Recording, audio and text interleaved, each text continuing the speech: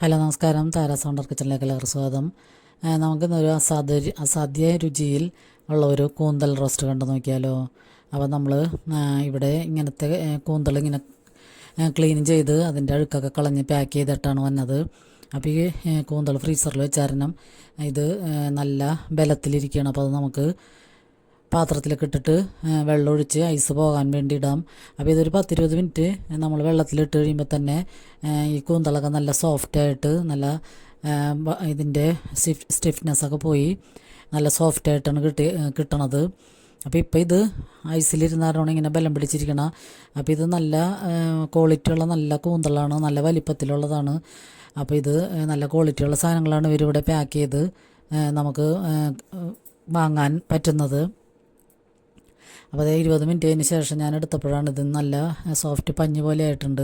അപ്പോൾ നമുക്ക് 3-4 പ്രാവശ്യം കഴുകിയെടുത്തതിന് ശേഷം പിന്നെ നമുക്ക് ഈ ഒരു അരിപ്പ പാത്രത്തിൽ വെച്ച് വെള്ളം ഒന്ന് പോകാൻ വേണ്ടി വയ്ക്കാം. എന്നാലും ഇതിൽ വെള്ളം ഉണ്ടാവും നന്നായിട്ട്. നമ്മൾ എന്തോരം പിഴിഞ്ഞ് വെച്ചാലും കറി വയ്ക്കുമ്പോൾ ചെറിയതായിട്ടുള്ള വെള്ളം അതിൽ നിന്ന് ഊറി വരും. അപ്പോൾ ഇത് നമ്മൾ റോസ്റ്റ് ചെയ്ത് സെമി ഗ്രേവി ആയിട്ടാണ് എടുക്കുന്നത്. നല്ല അടിപൊളി ടേസ്റ്റായിരുന്നു ഈ കൂന്തലിന്. നമ്മൾ നാട്ടിൽ കിട്ടുന്നതിനേക്കാളും ടേസ്റ്റ് എനിക്കിതിന് തോന്നി. ഇവിടുത്തെ ചെമ്മീൻ എനിക്കത്ര ഇഷ്ടമായിട്ട് നമ്മുടെ നാട്ടിലെ ചെമ്മീൻ്റെ അത്രയും ടേസ്റ്റ് തോന്നിയിരുന്നില്ല. പക്ഷേ ഈ കൂന്തൽ നല്ല അടിപൊളി ടേസ്റ്റായിരുന്നു. ഞണ്ടിൻ്റെയും ഒക്കെ ഒരു ടേസ്റ്റ് വരുന്നുണ്ടായിരുന്നു. അപ്പോൾ നമുക്കത് റോസ്റ്റ് ചെയ്യാൻ വേണ്ടി പാൻ അടുപ്പത്ത് വെച്ച് ചൂടാകുമ്പോൾ നമ്മൾ ഒരു സവാളയും കുറച്ച് വെളുത്തുള്ളി, ഒരു കഷ്ണം ഇഞ്ചി, 2-3 പച്ചമുളകാണ് എടുത്തേക്കണത്. അപ്പോൾ അതൊക്കെ ചെറുതാക്കി കട്ട് ചെയ്തതിന് ശേഷം നമുക്ക് പാനിൽ വെളിച്ചെണ്ണ ഒഴിച്ചിട്ട് ഇൻഗ്രീഡിയൻസ് എല്ലാം കൂടി ഇട്ടിട്ടൊന്ന് വഴറ്റിയെടുക്കാം. അപ്പോൾ നന്നായിട്ട് വഴന്ന് വരുമ്പോൾ തന്നെ അതിലൊക്കെ നമുക്ക് കുറച്ച് ഉപ്പ് അതിൻ്റെ ഇടയ്ക്ക് ഞാൻ ചേർക്കുന്നുണ്ട്. എന്നിട്ട് ഇതിലൊക്കെ നമുക്ക് പൊടികൾ ആവശ്യമുള്ളത് ചേർക്കാം. അപ്പം നമ്മൾ ഈ സവാള വഴറ്റുമ്പോൾ ഒരു സവാളയും കൂടിയും കൂടുതൽ എടുക്കുകയാണെങ്കിൽ നമുക്ക് ഗ്രേവി ഇത്തിരി തിക്കായിട്ടുള്ള ഗ്രേവി കിട്ടും. ഞാനിപ്പോൾ ഒരു ഇടത്തരം സവാളയാണ് എടുത്തേക്കണത്. പിന്നെ അതിലൊക്കെ നമുക്ക് പൊടികളായിട്ട് ഒരു 1.5 ടീസ്പൂൺ മുളക് പൊടിയും, 1.5 ടീസ്പൂൺ മല്ലിപ്പൊടിയും, 1/2 ടീസ്പൂൺ മഞ്ഞൾപ്പൊടിയും, 1 ടീസ്പൂൺ ഗരം മസാലപ്പൊടിയും, പിന്നെ ഒരു 1/4 ടീസ്പൂൺ കുരുമുളക് പൊടിയും കൂടിയാണ് ചേർത്തേക്കണത് ഞാൻ. പിന്നെ നമുക്ക് ഉപ്പ് പാകത്തിനൊക്കെ അതിന് ശേഷം ഇട്ട് കൊടുക്കാം. അപ്പോൾ ഈ പൊടികളുടെയൊക്കെ പച്ചമണം മാറുന്നവരെ ലോ ഫ്ലെയിമിലിട്ടിട്ട് നമുക്കൊന്ന് വഴറ്റിയെടുക്കാം.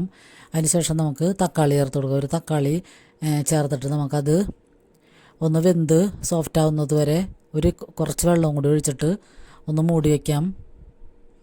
തക്കാളിയൊക്കെ കൂടുതൽ ചേർക്കണമെങ്കിൽ ചേർക്കാം. 2 തക്കാളി 2 സവാളയൊക്കെ ഇടുകയാണെങ്കിലും ഇതിൽ നല്ല ഗ്രേവി ആയിട്ട് കിട്ടും.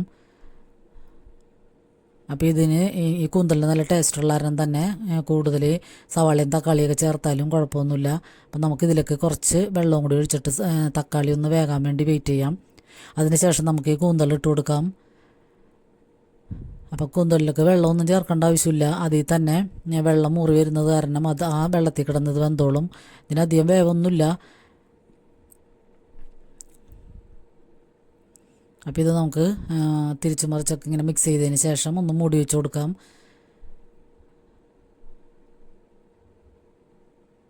ഒരു 10-15 മിനിറ്റ് നമുക്ക് ആദ്യം ഹൈ ഫ്ലെയിമിലും പിന്നെ ലോ ഫ്ലെയിമിലും ഇട്ടിട്ട് കുക്ക് ചെയ്തെടുക്കാം. നല്ല അടിപൊളി ടേസ്റ്റായിട്ടുള്ള കൂന്തൽ റോസ്റ്റാണിത്. അപ്പോൾ നമ്മളിത് സെമി ഗ്രേവി ആയിട്ടാണ് എടുക്കണത്. ചെറിയ ഗ്രേവി ആയിട്ട് ലഞ്ചിന് കഴിക്കാൻ പറ്റിയ ഭാഗത്തിനാണ് എടുക്കണത്. അപ്പോൾ നമ്മൾ നാട്ടിൽ കിട്ടുന്നേക്കാളും അടിപൊളി ടേസ്റ്റായിരുന്നു ഈ കൂന്തലിന്. ഇത് നമുക്ക് ചപ്പാത്തിയുടെ പൊറോട്ടയുടെ ചോറിൻ്റെ കൂടെയൊക്കെ കഴിക്കാൻ പറ്റിയ ഒരു നല്ലൊരു കറിയാണ്. അപ്പോൾ ഇങ്ങനെ ഉണ്ടാക്കാത്തവരുണ്ടെങ്കിൽ കൂന്തളൊക്കെ കിട്ടുമ്പോൾ ഇങ്ങനെ ഒന്ന് ഗ്രേവിയാക്കി ഉണ്ടാക്കി നോക്കുക. സെമി ഗ്രേവി ആയിട്ടാണിത് ടേസ്റ്റ്. ആ ഗ്രേവിക്കാണ് പ്രത്യേക ടേസ്റ്റ് ഉള്ളത്.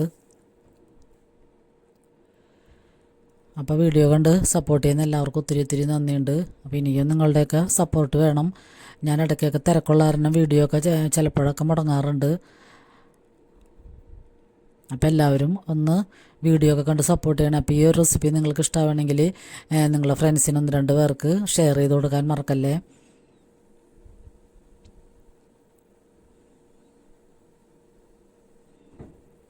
അപ്പോൾ അടുത്തൊരു വീഡിയോയുമായി വരുന്നത് വരെ എല്ലാവർക്കും ഒരുപാട് നന്ദി.